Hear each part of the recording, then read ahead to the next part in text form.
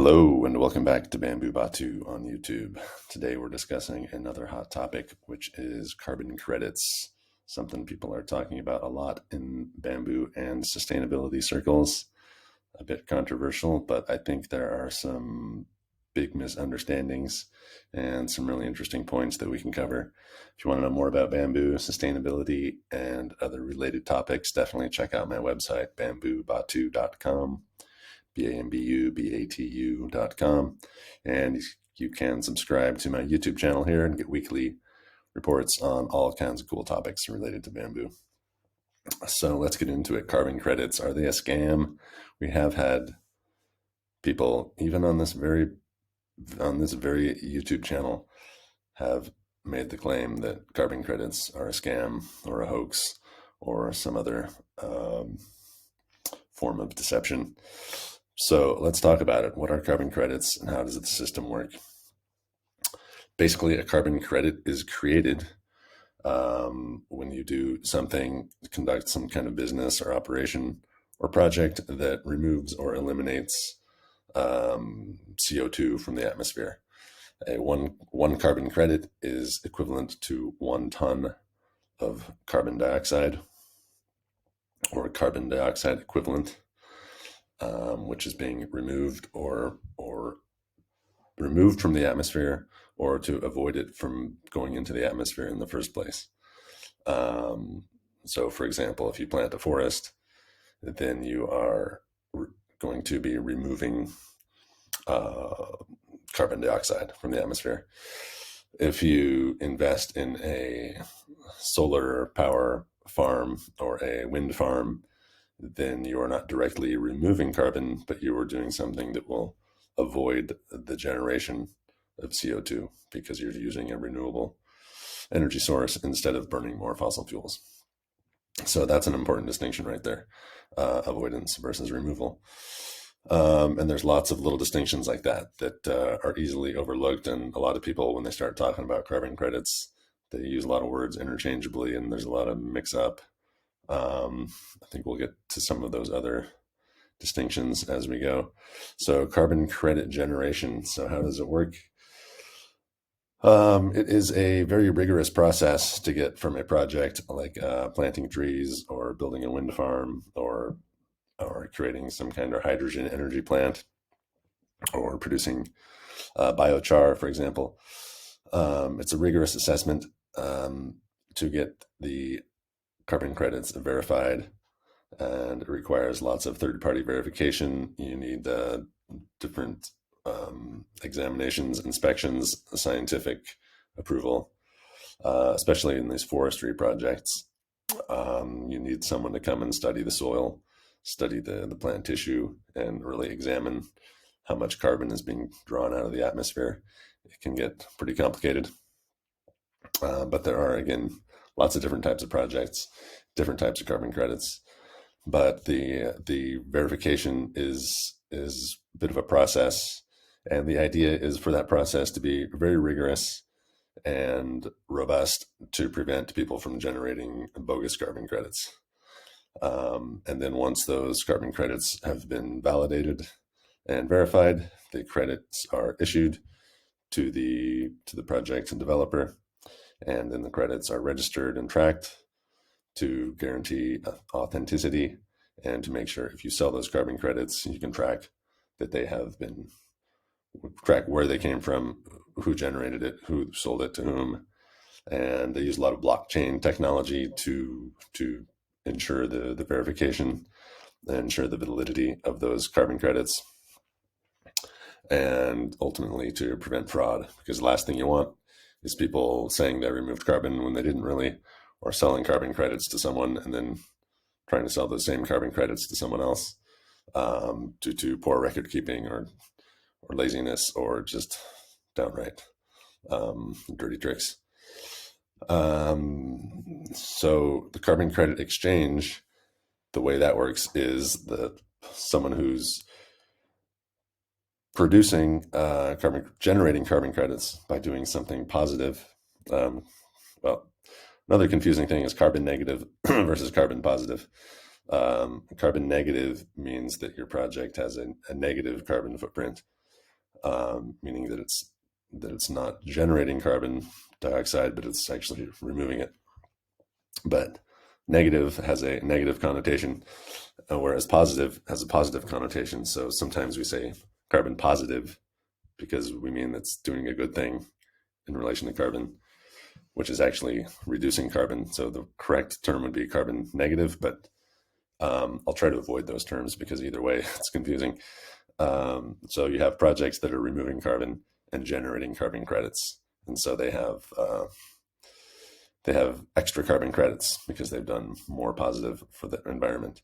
And then you have polluters who have been emitting tons and tons of CO2 and other greenhouse gases, and they are trying to achieve carbon neutrality because of either international laws or local laws or international treaties, or it could just be for their own PR and publicity and their own reputation. They want to demonstrate to the public that they care about the environment and that they are working towards reducing overall emissions and reducing CO2 levels in the atmosphere. And so in order to do that, they will purchase the carbon credits from someone else. So say they are generating 1,000 tons more CO2 than they should be every month. And they can't do what they need to do to reduce those emissions. So they will turn around and purchase credits to the equivalent of those 1,000 tons of CO2 from another project, which has been aggressively removing CO2 from the atmosphere. And so that's how that market works out. Buyers and sellers of carbon credits, producers and removers of CO2, basically. So a lot of people have a negative take on this, and they think, okay, well, if a company that's creating all this pollution can just turn around and buy a bunch of carbon credits, then that just the same as paying for permission to just spit out more and more pollution every day? In other words, is it the same as like purchasing a license to pollute? So instead of being punished by laws or regulations to enforce environmental standards, they just go out and purchase carbon credits. You might hear it referred to as a get out of jail free card, as you see here from the Monopoly game. But it's not really a free license to pollute if they have to pay money to buy the carbon credits. They're actually paying a high fine in the form of carbon credits to offset their emissions. So there is a certain justice in that. And not only are they paying a penalty for their emissions, but that money is going to support and invest in projects that are removing or avoiding CO2 generation. So the money is redirected from a company that pollutes a whole lot and directing it towards a project that is very environmentally positive. So it can invest in research and development and generating new projects, planting more trees, developing hydrogen energy technology, building wind farms, protecting mangrove forests, all kinds of cool environmentally positive carbon reducing projects. So there's a certain balance to that, and I think it makes quite a bit of sense leveraging those market forces against the CO2 producers and in favor of the CO2 reducing projects. So the verification can get a little bit complicated, especially when you're looking at a forestry project and trying to say, okay, this forest will sequester X amount of CO2 out of the atmosphere every year and hold that CO2 in the ground for this much time, and then try to compare that to, well, if we hadn't planted the forest, how much CO2 would have been sequestered? What would have been growing here? Would it be completely barren, or would there still be some weeds and grasses that would sequester some amount of CO2? And how do you compare that, or how do you compare if you have a forest that's already there and you're protecting the forest and claiming that if you hadn't protected the forest most likely would have been bulldozed over to do something else, which would have been more destructive to the environment. So when you try to quantify all these different projects and say how much carbon is being generated or removed or avoided in case A versus case B, the measurements can be difficult and there can be a lot of wiggle room. And this leads to something that we like to refer to, unfortunately, as shenanigans. Yes, it is sad but true. There are some shenanigans in the carbon credit industry. Sometimes it's just laziness and poor record keeping. Sometimes it's outright deceit. Because as carbon credits get more and more valuable, you will see the incentives to generate more and more carbon credits where the carbon credits might not necessarily be justified. And because the measurements can be tricky, it's easy to slant the numbers in one way or the other in some cases. And we are definitely not in favor of shenanigans. Shenanigans and other forms of malfeasance in the carbon credit marketplace should definitely be pursued and spotlighted and eradicated. And as in any other marketplace, there will be people who abuse the system. It's not only in the carbon credits where people abuse the marketplace, but unfortunately, there's a lot of focus on that. There have been stories about different cases of fraud and misrepresentation of carbon credits, and that is unfortunate. And as someone who works in the carbon credit space, it's not a critique that we want to run away from, but it is something that we should acknowledge and address and find better and better ways to verify what's going on, so that the system can work better and better. Because I think overall the system does make a lot of sense and it creates a lot of good incentives for positive projects and penalties for polluters. So I see some definitely good potential there. But yeah, there is some smoke in the mirror, as they say. There can be cases of smoke and mirrors. And yes, the industry does need more regulation to prevent this. And we do need to take a closer look at how these carbon credits are being verified and issued and certified to make sure that they really do represent what they say they represent. When you buy a carbon credit, you should know exactly where it came from, how the carbon or CO2 equivalent was measured, and there needs to be a lot of transparency about that. And people need to understand the different forms of carbon credits and different types of carbon offsets. And like I mentioned a minute ago, carbon removal versus carbon avoidance. And that's something that most people just gloss right over when they talk about carbon credits. I actually work in the carbon removal business, so we issue carbon removal credits, or carbon dioxide removal credits, CDRCs. And the way we do that is with biochar. And biochar is pretty amazing because unlike these forestry projects where you're trying to figure out how much CO2 went in or out of the project, you have a pretty tangible form of CO2 there. It's actually carbon that is in the biochar. You can look at a ton of biochar and say, okay, this is 1 ton of biochar and it's, say, 82% carbon. And then if you convert carbon to CO2, it's about 3.6 tons of CO2 in 1 ton of carbon. And so the math is pretty straightforward.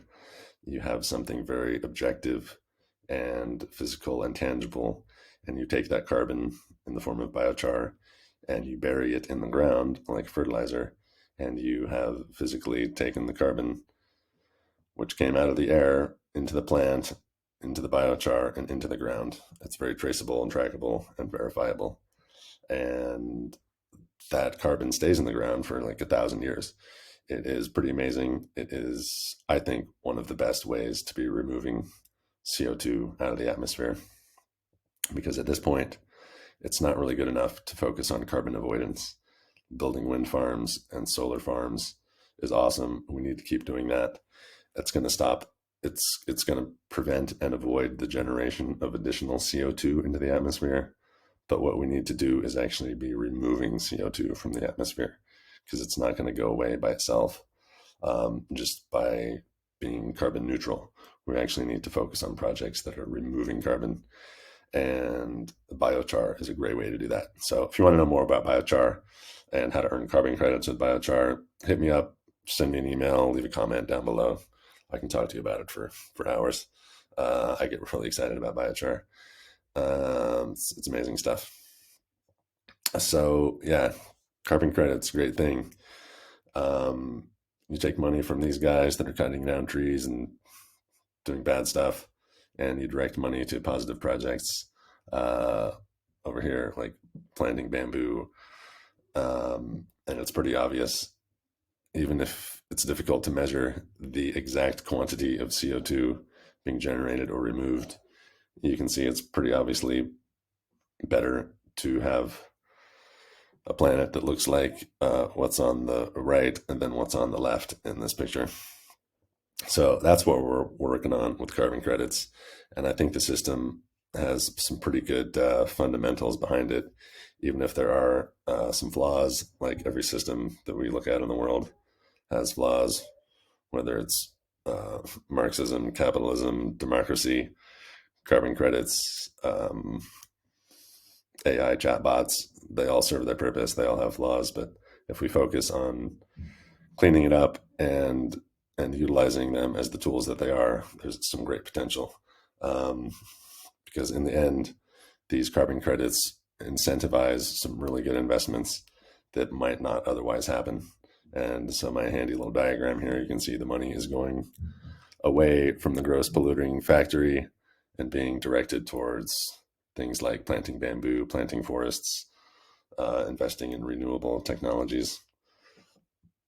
And even more interestingly, the money is often being redirected from companies in the global north, in Europe and North America, these big companies that have been polluting the planet for decades now, and redirecting that money to the south to forestation and reforestation projects in South America and Africa and Southeast Asia, for example. And a lot of these countries are pretty risky places to invest. If you wanted to go start a company there, there's a lot of issues with political stability, currency instability. And so you might not want to invest in a project in Zimbabwe when you've seen the currency collapse, so many times in the last 20 years. But with carbon credits, you have something intangible that is valuable, and you can rely on those carbon credits even if there's a civil war or the currency collapses again.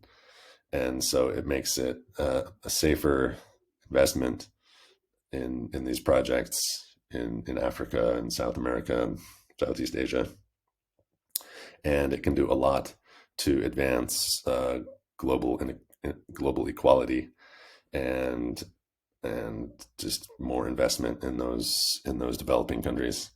So there's a lot of different issues tied in here with carbon credits, and I see it as a super powerful tool to incentivize investments in these positive projects and to penalize projects and enterprises that are just generating way too much CO2.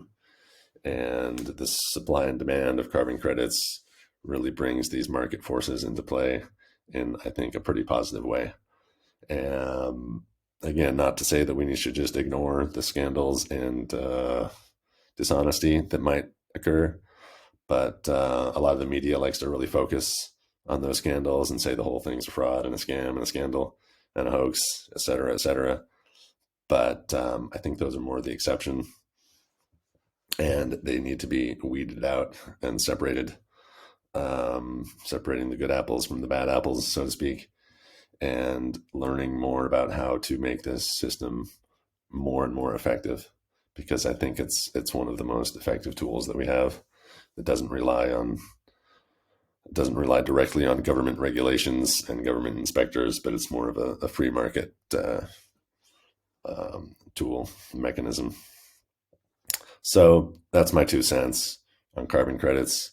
Feel free to disagree vocally if you need to. That's what the comment section down below is for. Or if you want to agree with me, hey, that's great too. I like when people agree with me. It's a good thing. But don't be afraid to disagree. Talk amongst yourselves. Keep the dialogue moving. We're always open to open conversations about these topics. So if you want to hear more conversations like this, definitely check out more of my videos. Subscribe to the channel.